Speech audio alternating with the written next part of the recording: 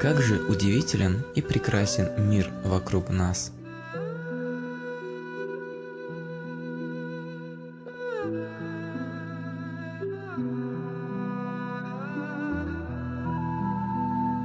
Где бы вы ни были, в пути на работу, за учебной партой, в мечети, или вы просто отдыхали на теплом полу перед камином у себя дома, у вас, пусть даже иногда, но появлялись мысли о мироздании и вашем месте в нем.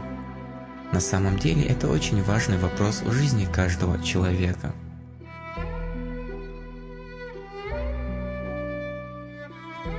Бывает, что чувство, что вы нашли свое место в этом мире, дает вам огромные силы и энергию.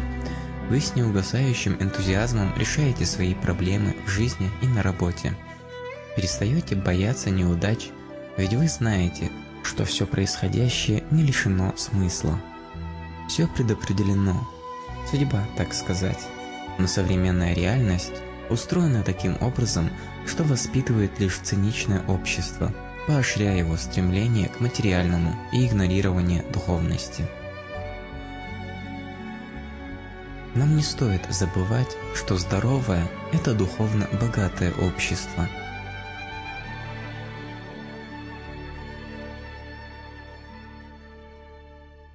Даже простое падение маленького листочка с дерева предписано великой мудростью Аллаха. Конденсирование воды в облаках, образование снега, химические реакции веществ, деформация земной коры – все это имеет определенный смысл для человека. Ведь человек находится в неразрывной связи с окружающим миром. В свете происходящих событий в природе мы должны понять, какие наши поступки вредят окружающему миру, и направить усилия на восстановление теряющейся гармонии между человеком и природой.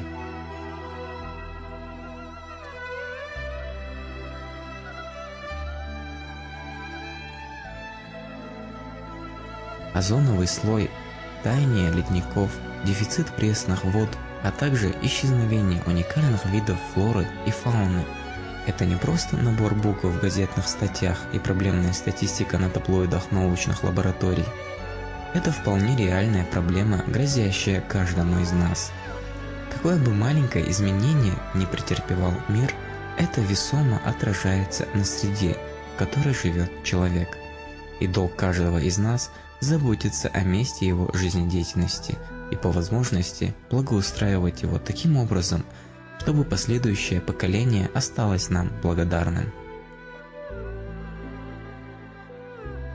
В Священном Коране говорится: «Нет животного на земле или птицы в небе, есть такие же существа, как вы сами, и все они вернутся к Аллаху».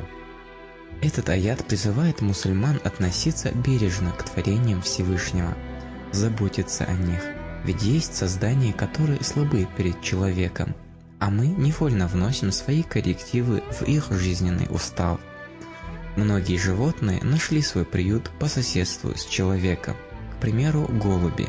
Где есть человек, там есть и эти прекрасные создания, которые любил и пророк Мухаммад, да благословит его Аллах и приветствует. Он держал их у себя и советовал своим подвижникам кормить и ухаживать за голубями. Это благотворно влияет на внутреннее состояние человека, помогая ему успокоиться и расслабиться. У нас есть много красивых и благоустроенных мест, где человек может отдохнуть после тяжелого дня. Такая релаксация помогает нашему мозгу произвести своего рода перезагрузку и скинуть время дневной работы. А свежий воздух и воркование птиц вокруг способствуют тому, что у вас появляется блаженная улыбка на лице от того, что вы на природе, от того, что вы чувствуете умиротворение и просто от того, что вы живете. В таких случаях не бывает даже слов, чтобы описать это состояние, кроме одного – Маша Аллах. Это в малой степени объясняет, почему так важно бережное отношение к природному ландшафту и сохранение этого хрупкого, зеленого мира, словно сердце целого организма, бьющегося внутри каменного города. Пророк, да благословит его Аллах и приветствует, сказал: «Действие каждого мусульманина, посадившего дерево или посеявшего зерно, плодами которых будет питаться человек, птица или животное, будет засчитано как милостыня. Мусульманину необходимо озеленять место, где живет, чтобы было красиво, ведь Аллах прекрасен, и Он любит все прекрасное.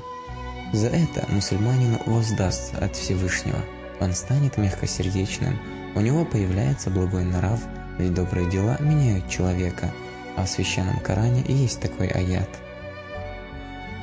Тех, кого Всевышний наставляет на прямой путь, того никто не введет в заблуждение, а кого Аллах вводит в заблуждение, того никто не поведет прямым путем. Эти строки явно дают нам понять, что если человек сознательно совершает порицаемое, небрежно относясь к благому, то ему есть о чем задуматься. Мягкое отношение к окружающему миру, к природе, к животным, к ресурсам земли, к людям есть высшая форма милосердия, которую человек способен проявить.